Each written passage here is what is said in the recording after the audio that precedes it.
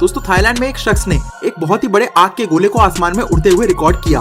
वहाँ के लोग बहुत हैरान थे और बोल रहे थे कि हमने ऐसा कुछ अपनी जिंदगी में पहली बार देखा है। इस चीज को वीडियो में रिकॉर्ड किया गया था। काफी लोगों ने इसे एक रेनबो क्लाउड करार कर दिया। हमने रेनबो और बादल को अलग अलग तो देखा है, मगर क्या आपने कभी इन दोनों के मिश्रण को देखा है? दोस्तों कुछ लोगों को लगता है कि ये कोई यूएफओ है। हालांकि यहाँ पर कुछ ऐसे भी लोग हैं जो बोलते हैं कि ये कोई सीक्रेट गवर्नमेंट ऑपरेशन की वजह से हुआ है।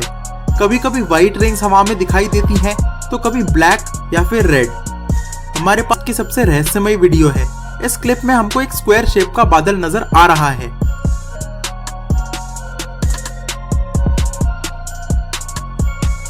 करता हूं परमेश्वर जो इस समय यहाँ पर बैठे हैं और सुन रहे हैं मुझे, इस समय वो खाली हाथ ना जाएं परमेश्वर। इसी समय पवित्र आत्मा इनका चिल्लाना तुझे भाई, इनका हालेलुया बोलना भाई, इनका हाथ हिलाना तुझे पसंद आए परमेश्वर। मैं विश्वास करता हूं जिन्होंने गाया और बजाया परमेश्वर, जो हर संडे प्रभु ये क्वायर वॉलंटियर परमेश्वर यहाँ पर आते हैं, अपने सिर पर हाथ रखो हर एक जन, और मैं इसी समय इनके ऊपर से वो शराब बंधन तोड़ देता हूं आज यीशु मसीह के नाम में। टूट जाए हर आशीष आपकी झोली में आए आज। परमेश्वर आशीषें आने पाए यीशु मसीह के नाम में। मैं विश्वास करता हूं परमेश्वर कि ये छोटे लोग नहीं रहेंगे आज से। ये मल्टीप्लाई हो, इनका फाइनेंस मल्टीप्लाई हो, इनके काम खुले यीशु मसीह के नाम में। आमीन। जब मैं प्रार्थना कर रहा था, प्रभु ने मुझे फिर कहा बहुत सारे लोगों को बता, अब सुनने में मिलेगा आपको, इंडिया में कई जगह पर सूखा, फसलों में वो बारिश नहीं होगी जो पहले होती थी। कुछ चीजें कुछ जगह पर अद्भुत होंगी। बहुत सारे लोगों को मैं से देख रहा हूं, बहुत सारे लोग सुन रहे हैं इस समय। मैंने कहा था बहुत सारी चीजों के लिए अबलबा शबलबा बलबा शबलबा, लेकिन पवित्र आत्मा ने कहा मैं अपने लोगों का फेवर करूंगा। यह अप्रैल जैसे ही खत्म होगा, इस अप्रैल पर परमेश्वर का एक बहुत बड़ी अनॉइंटिंग थी जो आपने ईस्टर के दिनों में मनाई है। वो अभिषेक आज जो मुझे सुन रहा ऑनलाइन में और यहां पर खड़ा है, चाहे वो कहीं से भी आया है, उसके घराने के बाहर एक भी पत्थर हिलाया नहीं जाएगा। यस आमीन। एक भी कीटाणु छोड़ा नहीं जाएगा वायरस का। आप मेरे कोर्ट वर्ड में इस प्रोफेसी को सुन लो। यस। कई जगह पर भूकंप, कई जगह पर वायरस से लोग प्रॉब्लम में जा रहे हैं, लेकिन इस बार ऐसा लॉकडाउन नहीं लगेगा आपको। लेकिन कह रहा हूं कि जगह जगह जो लोग मसीह की मेरे भाइयों, मेरी बहनों और मेरे फ्रेंड्स, मैं आज आप सबके लिए एक ऐसा वचन लेके आऊं जिसकी वजह से आप लोग अनंत जीवन और उद्धार तो पा ही सकते हैं, साथ साथ आप एक जीवन में लीडर भी बन सकते हैं और आप उसके साथ साथ अपने जीवन में सारी सफलता भी पा सकते हैं। और वही वचन आपके जीवन में आपको बहुत ऊपर भी लेके जाएगा। अगर इस वचन को आपको सुनना है तो परमेश्वर की इस बात को और इस वचन को गंभीरता से ले और इस वचन पे काम भी करें। फिर देखिए आपके जीवन को कोई भी नहीं रोक सकता सफल होने से। तो मैं आज अपने भाई बहनों को उनको बताना चाहता हूं जो अपने उस स्वभाव में है, जो स्वभाव उनको गिराया जा रहा है, वो उस गलत फहमियों में है, उन कल्चर में है, उन आदतों में फंसे हुए हैं जो वो जानते भी हैं पर उसके बाद भी वो उस चीज पर ध्यान नहीं दे पाते हैं और उसी के वजह से वो अपने जीवन को बिगाड़ते जा रहे हैं और बिगड़ने के साथ साथ वो उसे संभालने की भी कोशिश नहीं करते। हाँ, वो प्रार्थना तो करते हैं, वो वचन भी पढ़ते हैं, परंतु उसके बाद भी वो क्यों नीचे हो जा रहे हैं, वो क्यों नहीं बढ़ पा रहे, उनका जीवन सफल क्यों नहीं हो रहा और वो क्यों नहीं धार्मिकता को समझ पा रहे हैं।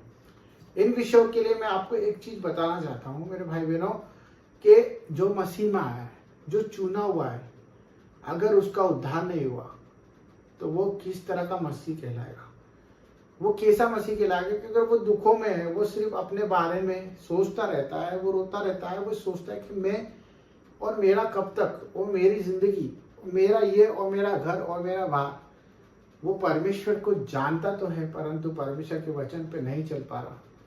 ये सबसे बड़ी हमारे अंदर एक तकलीफ आ जाती है जब हम लोग बुरी बुरी बुराइयों में, तकलीफों में पड़ जाते हैं।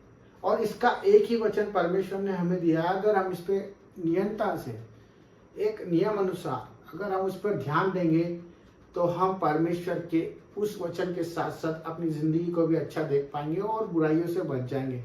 क्योंकि संघर्ष आपका बढ़ रहा है, क्योंकि परमेश्वर का वचन कहता है कि उन्होंने हमारा बोझ ले लिया है और उन्होंने अपना बोझ दे दिया जो कि हल्का है, क्योंकि वो निष्पाप थे और हमने पाप किए, परंतु परमेश्वर ने हमारे पापों की सजा क्रूस पर दी, जान दे दी।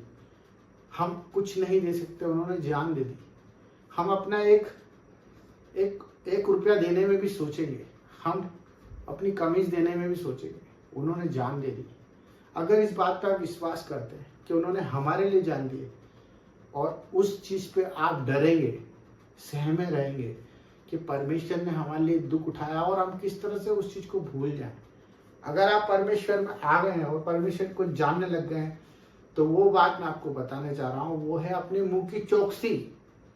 यस मेरे भाई बहनों, अपने मुंह की चौकसी, मुंह की चौकीदारी करनी होगी, क्योंकि हमारे मुंह से जो निकलता है वही हमारे लिए हो जाता है।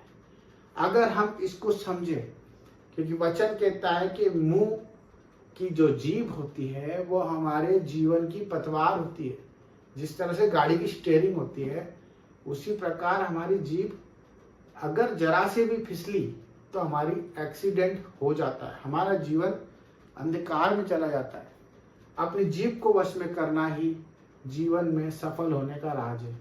अपने मुंह को लगाम लगाना ही हमारे जीवन का वो होता है जो आशीषों की भंडार कर देता है, जो हमें पाप में नहीं पड़ने देता, रोगी नहीं होने देता, हमें बुराइयों से बचाता है। परंतु ये सब कैसे होगा? ये सब जब होगा जब हम अच्छी शिक्षा में रहेंगे, सच्ची शिक्षा में रहेंगे, परमेश्वर के वचन को सुनने वाले बनेंगे और वही वचन को बोलने वाले बनेंगे। अगर हम परमेश्वर के वचन को सुनेंगे और बोलेंगे तो हमारे मन में वही चलेगा। परंतु हम दुनियावी संगति में रहेंगे, दुनिया में घुसे रहेंगे, तो हम वही बात करेंगे जो दुनिया करती है। हमें लोगों के साथ रहना है, परंतु परमेश्वर की सुनना है। जिस तरह से यीशु मसीह दर बदर रहा, हमारे लिए फिरता रहा और उसने सिर्फ वही कहा जो परमेश्वर ने उसे कहा था। जो पिता की आज्ञा थी वो पुत्र ने निभाई और उस आज्ञा पे चल के उसने उद्धार के लिए हमें चुना। और वो चीज आज हमारे लिए भी हर प्रकार से उपयोगी है। तो हमें सिर्फ अपनी जीभ को वश में करना आना चाहिए। हमें वही बोलना है जो हमारा सत्य हो, जिससे लोगों का बुरा ना हो, जिससे लोगों का नुकसान ना हो। अपने पड़ोसी के लिए भी प्रेम करें, अपने सताने वालों के लिए भी दुआ करें और अपने दुख देने वालों के लिए भी प्रार्थना करें, क्योंकि यही परमेश्वर का जीवन है और यही हमारा जीवन है। अपनी जीभ को कंट्रोल कर लें। जय मसीह की आमीन।